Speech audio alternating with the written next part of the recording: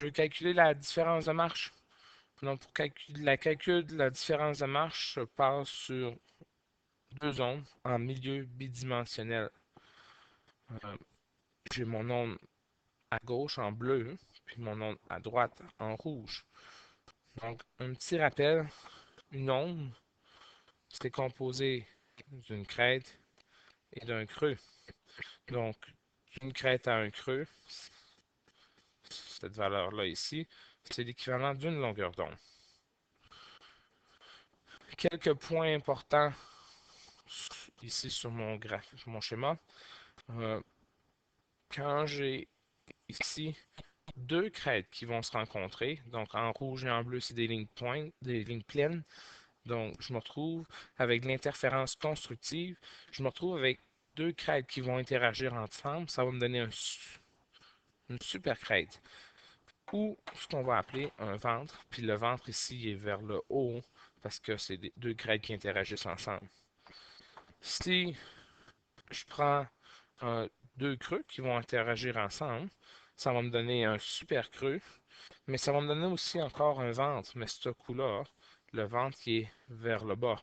On appelle ça un ventre, que ce soit vers le haut ou vers le bas. Donc, les deux points noirs que j'ai déjà rajoutés, c'est deux ventres.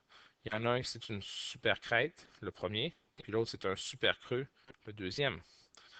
Donc, il reste d'autres points intéressants, ou un autre point intéressant, c'est où ce qui arrive avec un creux et une crête. Donc ici, le creux en bleu puis la crête en rouge. Qu'est-ce qui arrive ici? C'est de l'interférence destructive totale. Donc je ne me retrouve pas avec un ventre, mais avec un nœud à ces points-là ici.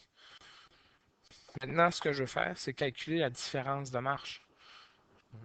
C'est pas bien compliqué. On va choisir un point.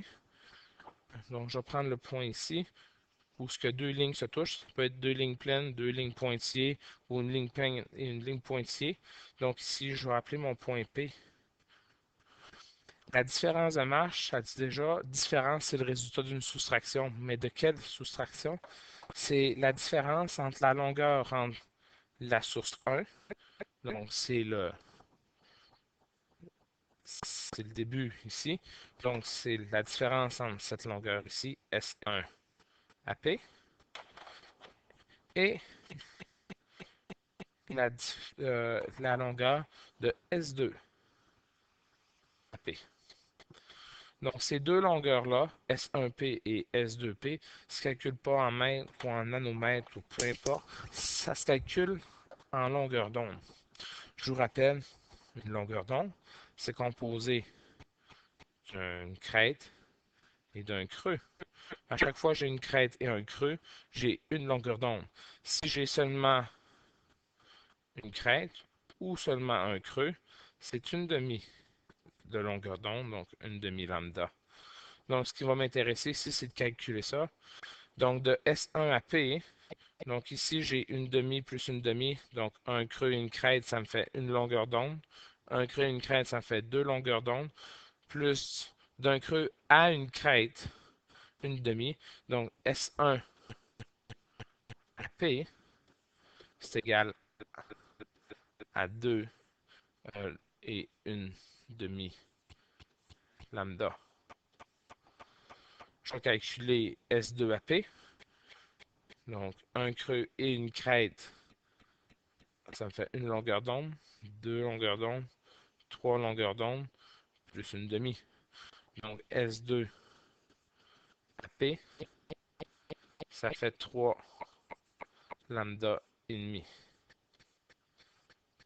Donc, j'ai marqué la formule un petit peu plus bas.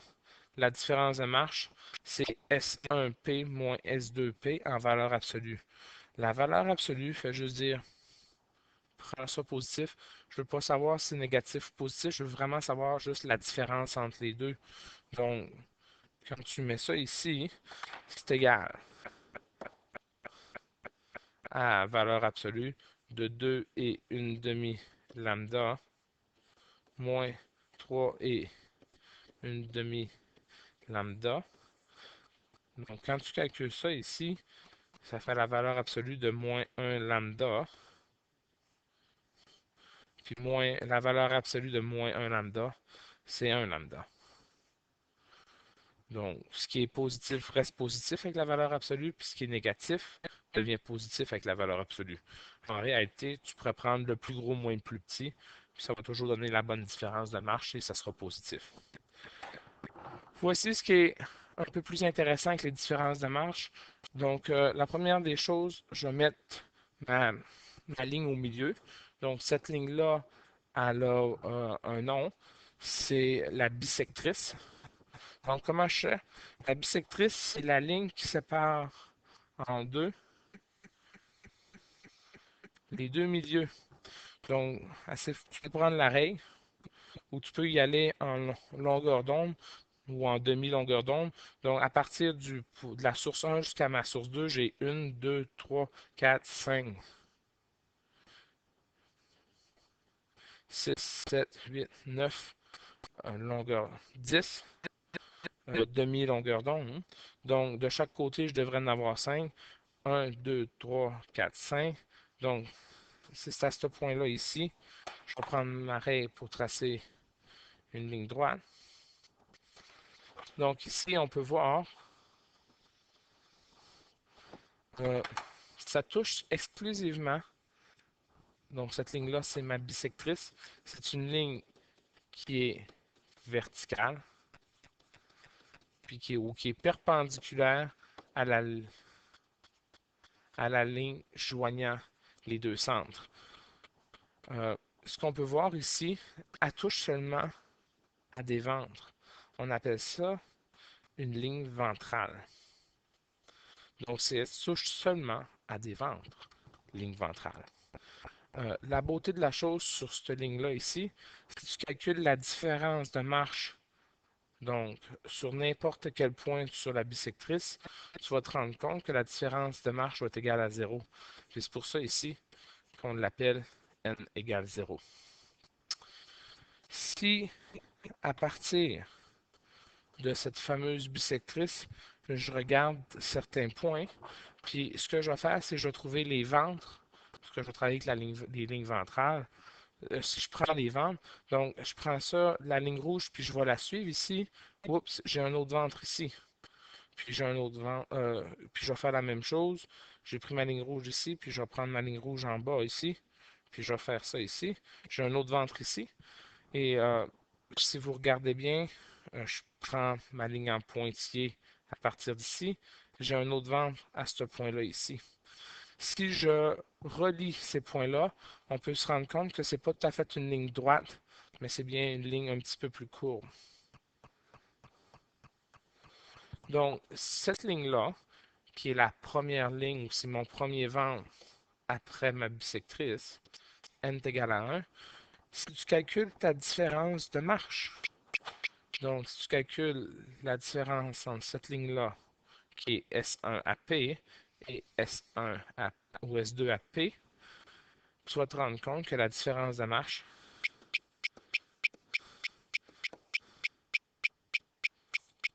est égale à quoi? Ben, si n vaut 1, la différence de marche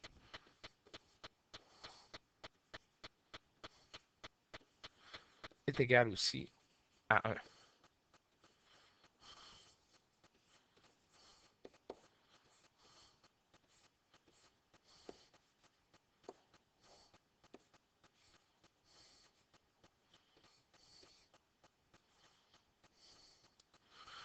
Donc, tous les ventes qui vont se retrouver sur cette ligne en vert que j'ai tracée là vont être égales à 1. Donc, si vous ne me croyez pas, j'ai 1, 2 et une demi. Et si je calcule l'autre, 1, 2, 3 et une demi. Donc, 3 et une demi moins 2 et une demi, ça vaut 1. La même chose avec lui ici. 1, 2. Et puis, si je calcule ici, 1, 2, 3. 3 moins 2, ça fait encore 1. Donc, c'est la beauté de la chose avec ce genre de ligne-là. Ça marche-tu avec d'autres choses? Oui, sans problème. Donc, si tu prends n est égal à 2, donc le deuxième ventre, si je prends ma ligne en rouge ici, je pars. Donc, j'ai mon premier ventre ici, mon deuxième ventre ici. Si je prends ma ligne en pointillé, je ne sais pas si vous voyez, j'ai seulement un ventre.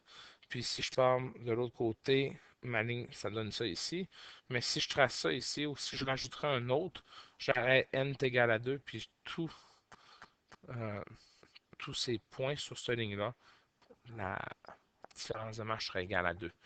Le même genre de ligne existe pour les lignes nodales. Une ligne nodale, c'est quoi? C'est une ligne où, euh, à place d'être des ventres, c'est des nœuds.